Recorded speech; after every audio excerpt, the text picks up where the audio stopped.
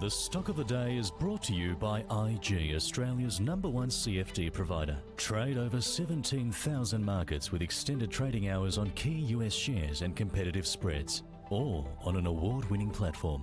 Get started at IG.com. The stock of the day is Salesforce. Mark and Mark are furiously rearranging their notes. I had them in order. Salesforce has reported on its third quarter, raised its annual revenue and profit forecast, saying that AI software adoption is picking up steam. Shares were higher as the provider of customer management technology flagged strong enterprise demand. So this hints that as more enterprises gravitate towards autonomous AI, there will be increasing need to service and automate repetitive and administrative tasks. So the company is now expecting FY26 revenue to come in between $41.45 to $41.55 billion US dollars.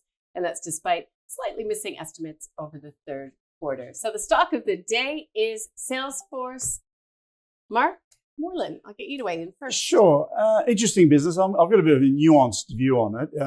If you look at their 10-year returns, and remember Salesforce is a SaaS business, so SaaS businesses do run well.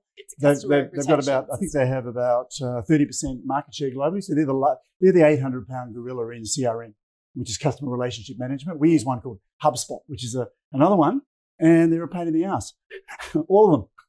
So, no comment from me. So they're sticky businesses. There's a lot of things to like about them. They're also expensive businesses. They're very expensive. That's right. We spend 90 grand a year on HubSpot.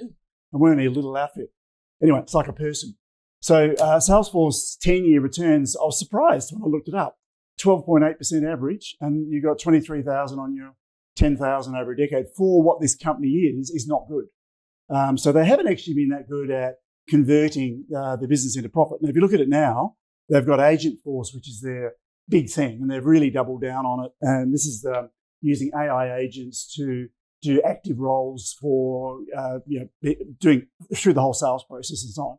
And it's a big opportunity for them, but it is basically competing with everybody else because Copilot with Microsoft, all the other players have all trying to do the same thing. So they're going to need to really come up with a compelling product that they can monetize going forward to make this an interesting investment. And I actually think there's a real risk for a lot of these SaaS companies, particularly this kind of company, to be disintermediated by new AI approaches. And the new AI approaches are where you could build a platform, for instance. The tools are so good now, you could actually cherry pick how you build your CRM and it would build it for you on the spot. And then the cost of doing that will be peanuts compared to what these guys charge. I think it is a really big risk. So even if they do a successful job of harnessing agents and build a business, and they might, I think that's just too big a risk for me. Yeah, and why would you use necessarily Salesforce's agents in AI when there's going to be there's plethora of agents? Yeah. Okay, so that is a buy, hold, or sell today. I'm going to go pass because I wouldn't hold it now, and I'd probably sell it. So then it's a sell. Yeah. Okay. So what do you think about Salesforce? Is negative, Mark? No, fairly opposite view. I don't see those risks because Microsoft and the likes have shown track records in the past. I mean, the reason Canva exists, the reason that a bunch of software exists is because, Microsoft Office came out in the 90s. There's not too many, massively innovative products that have led the market since then. And I do see this, it may well be 90 grand a year. Well, I know that Salesforce is definitely more than that for larger size businesses. But you're talking about replacing an employee. Well, it's cheap.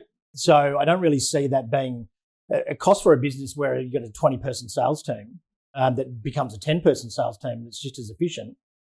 You probably end up way ahead. So and if these guys in probably ServiceNow I'm sort of regarding them as the bellwethers they're the only companies outside the hyperscalers that are legitimately monetizing end user AI and show on a massive scale. And where these cheap wins are going to be in AI are generally going to be in reducing staff costs and efficiencies and things like that.